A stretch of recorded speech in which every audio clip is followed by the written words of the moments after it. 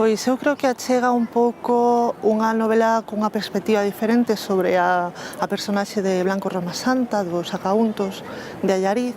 que é sobre todo unha linguaxe poética, unha narrativa fraccionada, un conxunto poliédrico de voces que van achegando xa textos que se coñecían e aportando ao mesmo tempo unha ficción nun paréntese vital do que non se coñece nada desta personaxe que é a infancia. Ser breve e ser segmentaria e ser poética foi moi importante para min para non defender a Roma Santa, nin posicionarme canda el nin canda ela como narradora, non defender a súa visión das cousas, ir